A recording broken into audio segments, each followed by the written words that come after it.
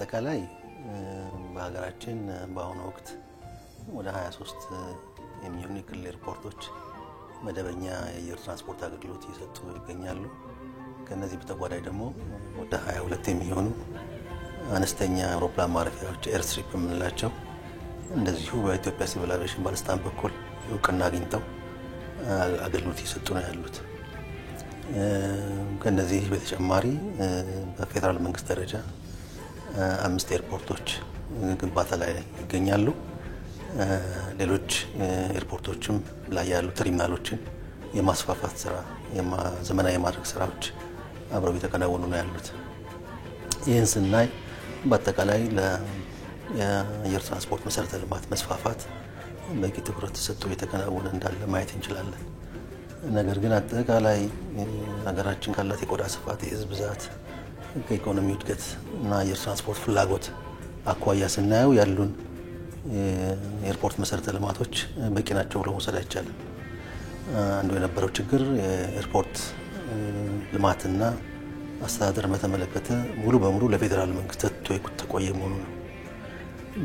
ከዛሬ 2 ዓመት ጀምሮ የኢትዮጵያ ሲቪል አቪዬሽን ባለስልጣን ባወጣው አዲስ መመሪያና ስታንዳርድ መሰረት ከፌደራል መንግስቱ በተጨማሪ የክልል መንግስታት፣ የከተማ አስተዳደሮች፣ የግል ባለሀብቶች እና ሌሎች ተቋማትን ኤርፖርትን እንዲገነቡ እና እንዲያስተዳድሩ ኦፕሬት እንዲያደርጉ ይህን ሲያደርጉ ራሳቸው አገልግሎት ብቻ ሳይሆን ኮመርሻል እንዲያደርጉት ወደ ንግድም እንዲቀይሩት የሚያስችል አዲስ አሰራር ተግባራዊ በማድረጋችን በአሁኑ ወቅት በዚህ መመሪያ ተጠቅመው 32 የሚሆኑ አካላት አዳዲስ የአነስተኛ አውሮፕላን ማረፊያዎች ኤርስትሪፖች ለመገንባት ጥያቄ አቅርበው ጥያቄያቸውን በማስተናገድ ላይ እንገኛለን።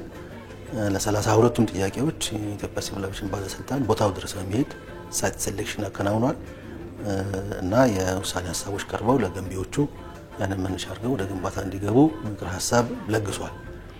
በዚህ መሰረት ግንባታ ውስጥ የገቡ አሉ፣ ጥናት ላይ ያሉ አሉ፣ ፋይናንስ በማፈላለግ ላይ የሚገኙ አሉና በቀጣይ በፕሮሚሲንግ የሆነ ነገር ይኖራል።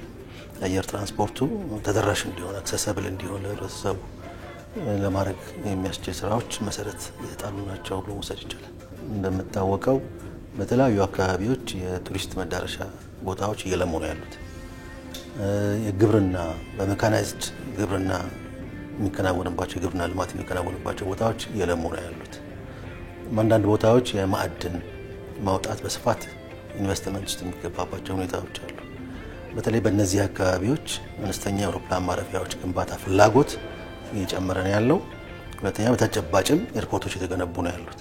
የኤርፖርት ልማት ያው የሌሎች የኢኮኖሚ ክፍላት ኢኮኖሚዎች ግብአት አካል ተደርጎ ሊወሰድ ይችላል። ስለዚህ ቱሪዝም ባለበት፣ ማዕድን ባለበት፣ በቀላሉ የሚበላሹ የግብርና ምርቶች ባሉበት እና በመሳሰሉት ኤሪያዎች ላይ የሚገነባ እንኳን ቢሆን ይሄ ስራ ዝም ብሎ በዘፈቀደ መስራት የለበትም።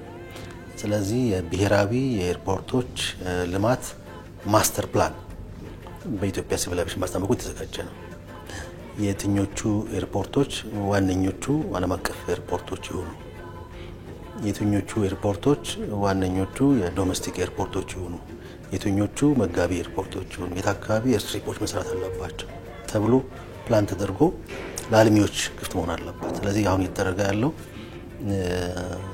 ብሔራዊ የኤርፖርት ልማት ማስተር ፕላን እየተዘጋጀ ነው ያለው በሲቪል አቪዬሽን ባለስልጣን በኩል። ይሄ ሲሆን ጋይድ ያደርገዋል ክልሎችን፣ ፌደራል መንግስትን፣ የግል አልሚዎችን የት አካባቢ አተኩረው ቢሰሩ ጥሩ እንደሚሆን እየተሰራ ነው ያለውና ወደፊት እያሰብን ያለነው እሱን ነው።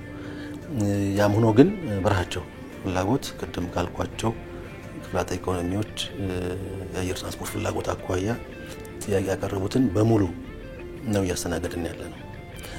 ምክንያቱም የኤር ትራንስፖርት አክሰሲቢሊቲ የምንለው አንዱ መለኪያው የኤርፖርት መሰረተ ልማት ነው። ኤርፖርት መሰረተ ልማት በሌለበት ሁኔታ አየር ትራንስፖርቱ አይኖርም እንደምታውቁት።